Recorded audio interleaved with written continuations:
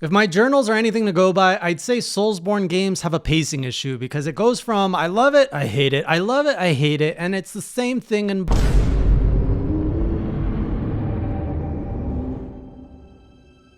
Welcome back, Classic Crew, to a Bloodborne journal where I have pledged to kill all the bosses, at least 22 of them as per Google, in Bloodborne and document my whole journey. If you're all about that, you hit the subscribe button, you watch the videos every week, you leave a like, and you praise me and the editor for the great work we do so that we keep doing it again.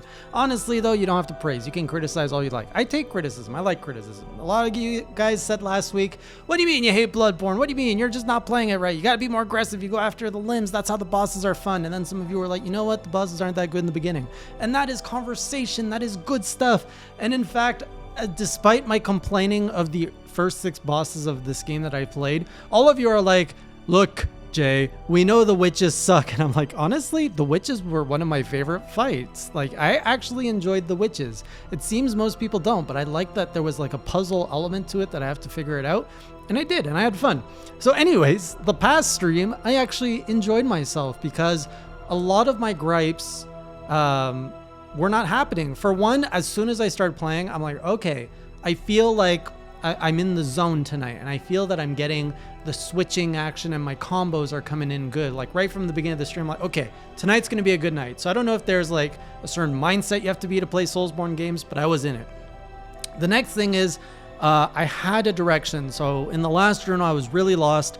I had completely forgotten that I noped out of the place where I got smacked in the face by a tree. So I was like, oh yeah, there was that area. So I went back to the woods and we bypassed the trap and I had a whole new section to explore. So that was really enjoyable. And as I was exploring that section, all the enemies were about 2 to 3 hits, like a fair challenge, I would say. They weren't mobbing me. I was able to like go 1-on-1 or 1-on-2, 1-on-3 at most. And I was able to hold my own. It was like a comfortable level of challenge. And they were also dropping the blood vials. So I didn't have to, I was able to manage getting hit a bit by having some collectibles. This whole stretch, the couple of hours I was in there, felt good and balanced. And that is when Soulsborne, like, when that clicks in Soulsborne, where like I'm getting comfortably challenged, and I'm able to progress and explore in a comfortable way, but it was just the right level of challenge. And there are phases in these Soulsborne games where that happens, and then sometimes they just go too hard. Like at the end of the stream, which we're gonna talk about when we got to Cainhurst Castle. So I explored these woods. We got to a snake part, which was really creepy. We had like people with snakes coming out of their heads, which was creepy. We had the little snakes, which were kind of cute, and they were very easy to kill. So I liked the little snakes. But then they had the big daddy snakes, and I didn't like the big daddy snakes. They spit vomit at me, and they could take a lot of hits, but mostly they were scary, so I stayed away from them. And then there was the daddy pigs, which we fought them before, but now we have to fight them in the woods. And they're scary, but then I just remembered pigs are just bacon. Bacon can't hurt you. So as I was exploring the woods, I eventually found a way into Yosefka clinic, I believe it is. And this place threw me off so much because I was like, all right, first we're in the woods. Now we're back into the place that feels very similar to the beginning of the game. I didn't realize it actually was the beginning of the game until I made it to the lantern. I made it to a room and there was a lady with a very nice voice who was saying, don't come here. And I was like, I have never felt so confident in listening to the words of a game. I think she said, don't come here. Because I remember it was very clear that it wasn't, should I listen to her, should I not? I'm just like, okay, I'm going to get out of here. When a lady with a voice like that in a game like this says, don't come here, I'm not going to come here. And I left, and the chat kind of sighed in relief, which is also weird. It's either really bad or really good what was up there. And then there was like these weird like squishy sounds on the table being operated on. I'm not sure what they were. I killed one, which apparently was a friend. I didn't know he was a friend until I killed him. And the chat went crazy. And they're like, why did you kill Squishy? So I'm sorry, I killed Squishy. I'm not sure if he was an NPC or not. I tend to hit first and ask questions later. If I see the HP doesn't go down fast enough, then I step back and I go, wait, are you an NPC? But Squishy went down pretty quick, so I don't think it was that relevant. Anyways, so we unlocked that clinic, and the key takeaway is I now have 2 places to send people. So the clinic, because I left, I came back, and now the doors were closed, so I couldn't get back in the clinic. But the lady was still there, and she's like, send me the sick. So I'm like, all right. The crazy sick people go to the clinic, and the nice friendly people who sell their flesh they go to the church.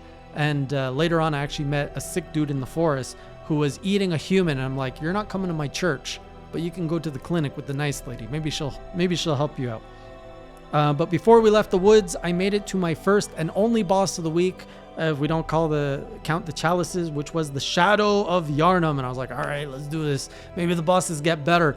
And on first impression, I was like, okay, this is bullshit. Because first of all, there's 3 of them. So I'm like, okay, this is unfair. But there was 2 melee and a range. And I was like, we've done this before. We in fact fought a boss last week, which was 3 of them, 2 melees and a range. So I'm like, first we gotta knock out the range dude. I did that, but I did it wrong. And I jumped and he fireballed me. And then his friend fire flamed me. And my health just went nope. So I was focusing on the range fighter, which was a mistake. Because when you go into half of its health, they all like break out into snakes. And there's one dude who has like a really long snake. So I was like, how the heck? Because then you're trying to fight the other 2 guys and he's just like snake hands. And he's literally snake handing in your face anywhere you go. So we're like, all right, new strategy. Maybe the range guy's not so bad. Let's kill snake hands. So I killed him first, leaving me with the range dude and a melee dude. And then it was so easy. I just had to keep the melee dude busy so I could get to the range dude, kill him a few times, and then eventually it was just one-on-one with a melee dude, and he went down pretty fast. Honestly, I like this boss. Good design, good challenge, because at first I was like, oh, how? And this is a common theme with Soulsborne bosses. My first impression is, oh my god, how am I going to how am I going to overcome this? This is so unfair. And then within 2-3 tries, you get your confidence, you get the clicks, and you're like, oh, this is how you do it. And boom, boom, boom. And it's when the boom, boom, boom happens, it is such a triumphant feeling. And I got that with this boss, and I liked it. So we moved on. We've just had some exploration. We've just had some good boss fights, some good grinding. The smile is big on my face. I'm like, all right, we're back into Bloodborne. And so from there, I got into Bergenworth, and man, my smile has melted off my face so fast because these next 2 areas are of the heavy bullshit type. And I am not looking forward to this next week's streams because I have only 2 areas to go. Both areas are disgustingly hard, and I'm like, oh, how am I gonna do this? So first, Bergenworth has a bunch of disgusting bugs that I don't know how to parry and I don't know how to deal with. Literally, so many things suck on you in this part. It's disgusting. They run from across the room, they jump on you, they suck on you, they give you the frenzy. There's a thing that has like a leech face. It's got like a noodle on the head. Oh my god, that is the creepiest thing ever. It like summons things so you can't move, and then it's all like blah blah blah, and it just tentacles into your face and like sucks your insight and your health, and it is traumatic. I hate it so much. And then there's a big centipede in this level with a lot of arms, and it is disgusting too.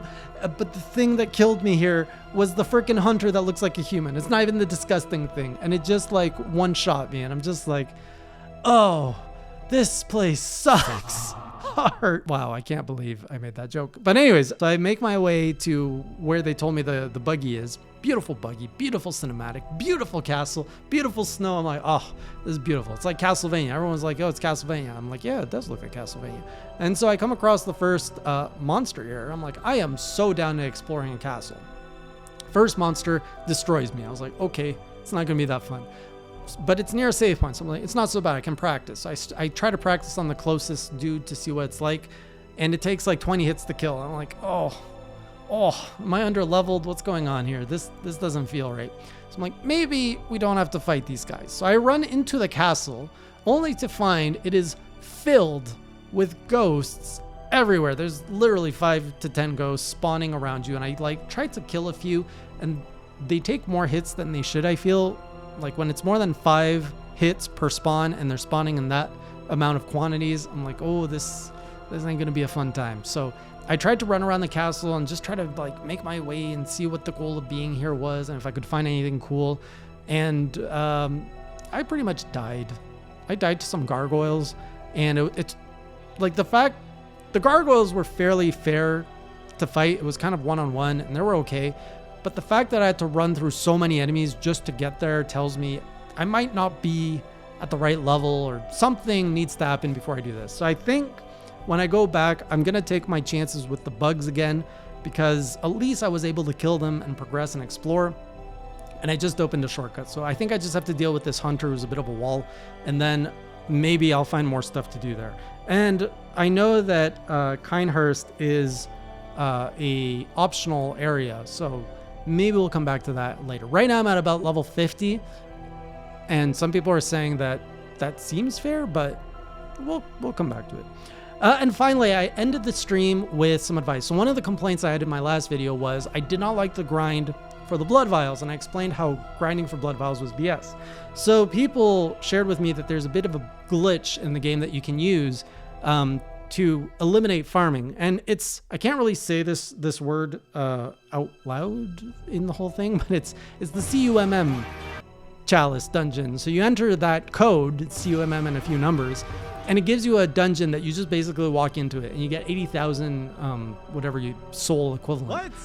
And when I got that, I was holding on to all of this like currency, and I'm just like, I could get so many levels out of this. And the chat's like, so now you redeem it for blood vials. And I was like, yes, blood vials, but I could get so many levels and I could get through the game so much easier. And they're like, and I'm like, no, I'll put it all into blood vials. Can't use these souls for leveling. That would be unfair and break the game. But oh man, was it tempting. It's like being seduced by the dark side. So now I have like 200 blood vials from that, and I don't ever need to use that chalice again. Theoretically, I should be good for a while. But if anyone out there is stuck somewhere and they want some easy levels, look up the CUMM chalice trick, and you can pretty much max out your levels within minutes. And maybe we'll do that if there's a very, very bullshitty final boss waiting for me somewhere, and we'll just, ramp up the levels and then fight it. So it's good to know that we have that there as a just in case. Only break in extreme emergencies. So it's good to know that exists. Anyways, oh yeah, then I also had to do a few chalices before that. So I went back to the old one. I killed the Watchers, and I finished my first dungeon. So the last boss there was the Watchdog of the Old Land. Fierce, intimidating, but good fight. I have no complaints on that one. It was a good fight. Not very memorable, not very special. It was a big dog on fire, but I enjoyed the fight. Overall, though, I enjoyed the Shadow of the Yharnam fight more. So now we are at 15 bosses left until the pledge is complete. Still a lot of fights to do, and I'm surprised there's this many bosses left considering I'm at level 50. I feel I should have encountered more. And it looks like we just got some BS areas ahead of us. So who knows what's next, but join me as we find out on the next stream or the next journal. I'll see you then, and until next time, keep it classy. Do do do do do do do do do do do do do do do do do. Subscribe.